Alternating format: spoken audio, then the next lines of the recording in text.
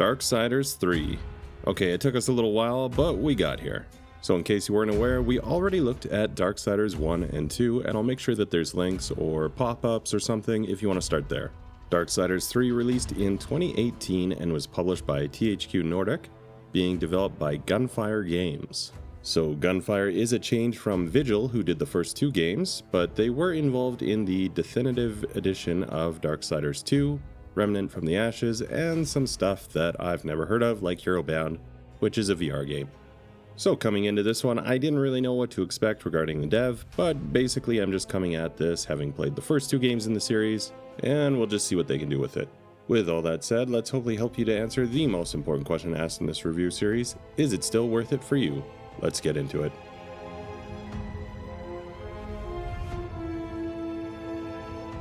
Okay, let's start by setting up the world and what's happening. Whenever I do this, I try to avoid any major story spoilers or things that happen outside of, say, the first 20 minutes or so of the game. But I'm not going to be so careful about spoiling anything from Darksiders 1 or 2. If you'd rather start there, like I said, I have links or pop-ups for those games. So Darksiders 3 takes place during the events of the previous games. The player takes on the role of Fury, one of the four horsemen, with the protagonist of Darksiders 1 being War and 2 being Death, and all of the four being the last of the Nephilim. Long story short, these four betrayed their own people in return for great power, and Fury is summoned by the Charred Council, where, if you remember from Darksiders 1, they say that War has broken the seal, which essentially kicks off the big war between heaven, hell, and humans. This, of course, was not supposed to happen quite yet, as humans are horribly outmatched, and the events of Darksiders 1 all come about from that. The Charred Council then tasks Fury with hunting down the 7 deadly sins at this point, and assign her a watcher which will be with her until she completes this mission. The 7 cannot be left unchecked. Greetings, Miss Fury. A watcher? And this is essentially where the game begins. So like I said, you're playing as Fury, and your main objective is to hunt down the 7 deadly sins. The game takes place in third person, and combat is a little bit less hack and slashy as the first two games in the series, especially the first. The combat is going to be a little bit more deliberate, and you can be punished more if you mess up, but it's still not too bad. Now I'm going to say something that's going to piss off a bunch of people, but whatever. I've seen a lot of debate about whether or not this game is a Souls-like game, and with the Souls-like community's favorite pastime being gatekeeping, I'm just going to say, to me, this feels like a Souls-like, or at least an offshoot of the genre. Of course, you can argue that the combat is not as difficult and there is a lack of stamina management, but so much of the other core gameplay features are there that I think it's at least related. Again, I think it's fair to at least call it a sub-genre of the Souls-like or something. Personally, I just think it's pedantic and annoying to get into these debates. These kinds of classifications are just supposed to give people some idea as to what kind of entertainment they should expect. This is not a serious issue. Anyway, the core features this game has that either are or are not Souls-like. We have an experience system, which is accessed by defeating enemies and collecting souls.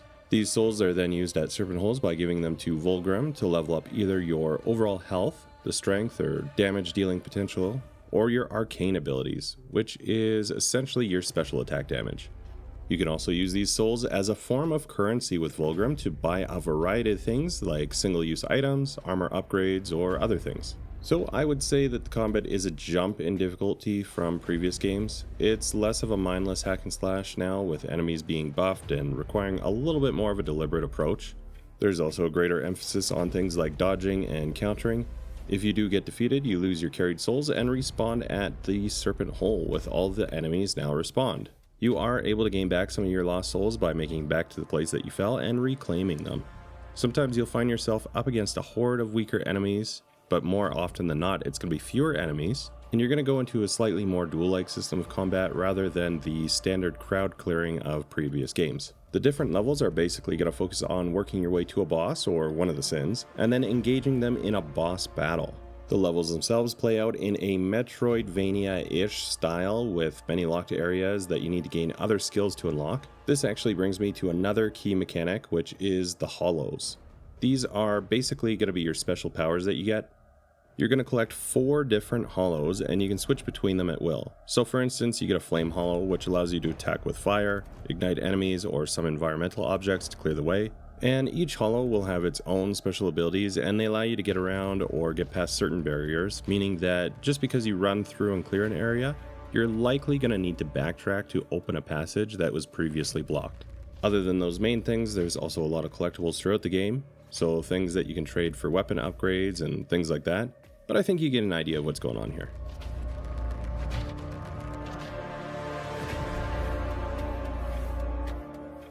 So yes, the game does feel similar in many ways to the previous games in the series.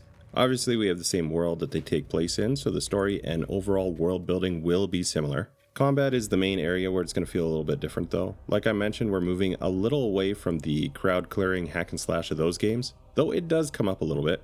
I feel like Dante's Inferno is probably also a pretty good comparison to this. It's another hack and slash-ish, but it's a little bit more deliberate than say something like the old God of War games.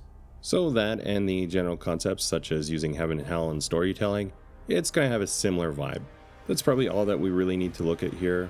Here's a few games that came out in the same year just to give you an idea of what's contemporary to it.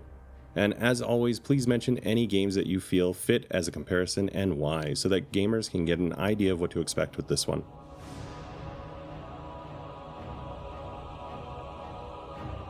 I feel like the most unique aspect of this one is going to be the hollow powers that you get as you progress. There's a few different ones that are going to give you different abilities, and it's actually fun to try out different things and see how it works.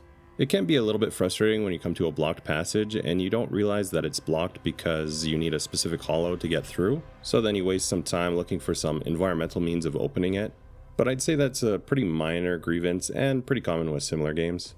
Being kind of a hack and slash and Souls-like hybrid is going to be a little bit different. Don't get me wrong, it's not a Souls clone by any means, but it does contain some core gameplay concepts. The combat is hard to categorize though.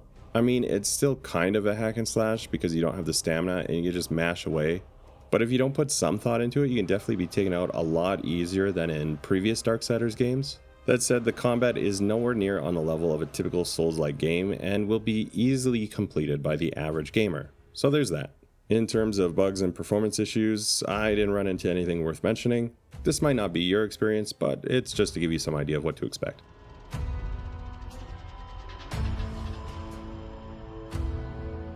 Graphics. Well, this certainly has an old school look to it.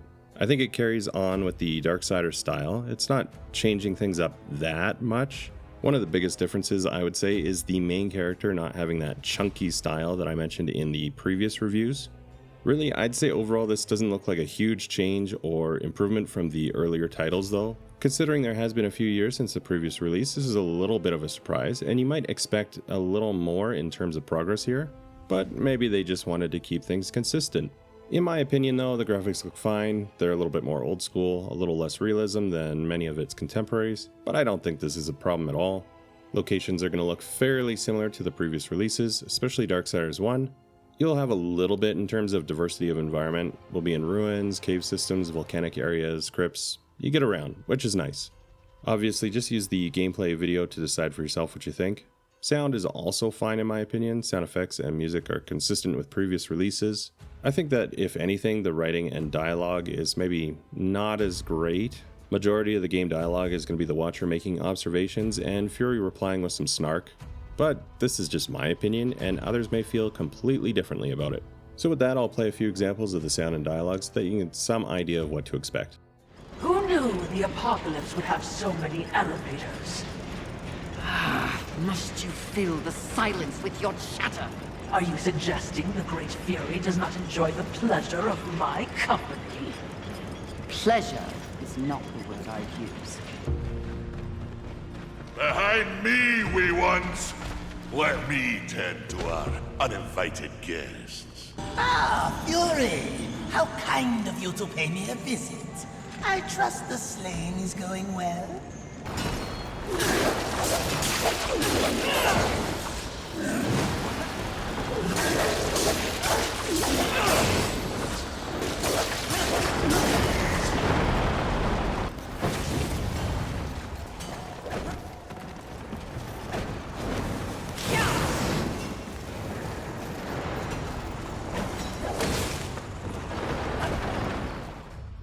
So we've got the objective, sort of what the game is, out of the way, and we're going to come to the subjective, my opinion on how I felt about the game and my personal experience with it. Now, this is never done as a means to influence you to say, hey, I like the game or I didn't like the game, so you should or shouldn't.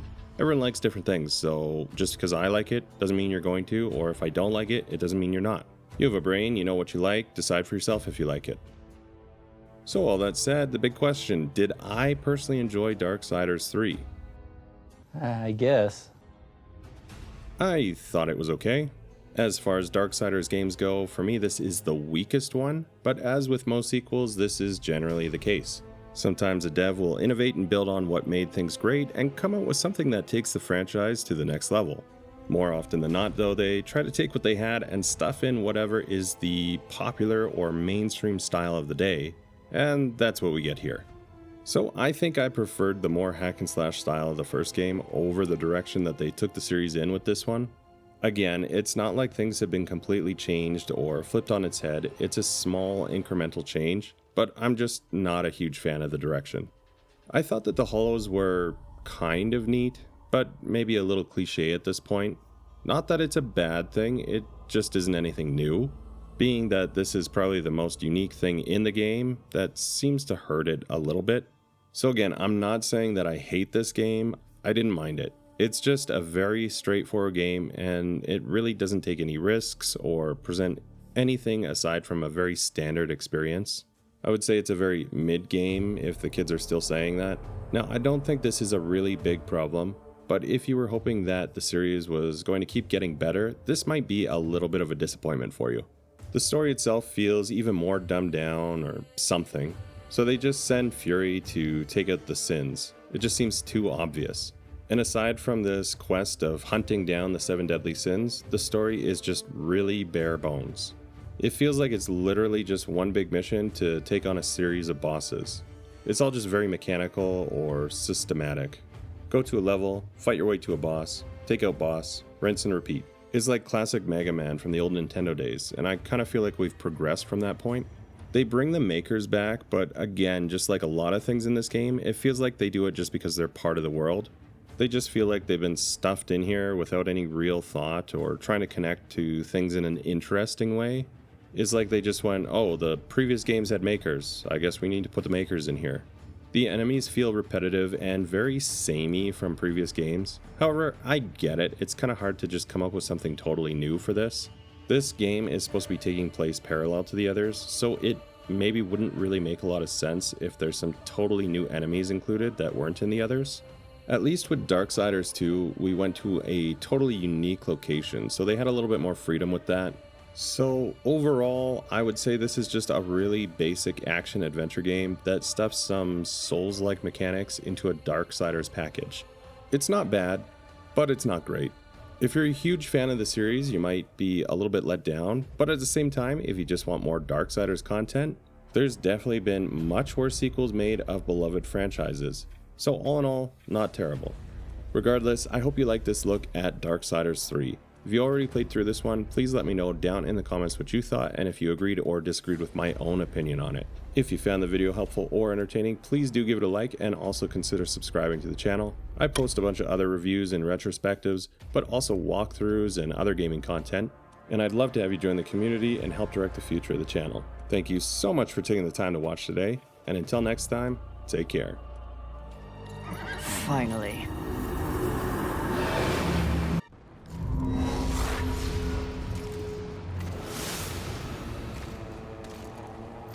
Please, please, please tell me you're a planet of demons that needs slaying. Or two. War. What pathetic fate have you brought upon yourself, brother? Watch your tongue. I may be least favored of all the horsemen, but my tongue never found me chained to a rock like some dog. Fury, approach us. I take it there is a mess that needs tending to. Though you jest, you speak true.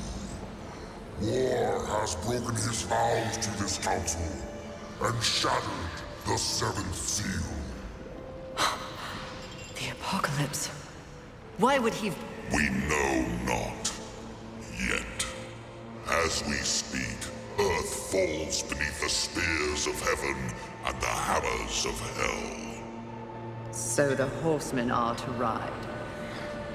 No.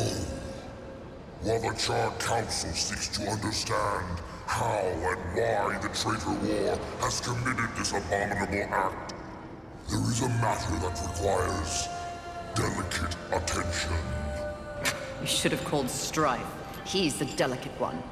The 7 deadly sins have been released.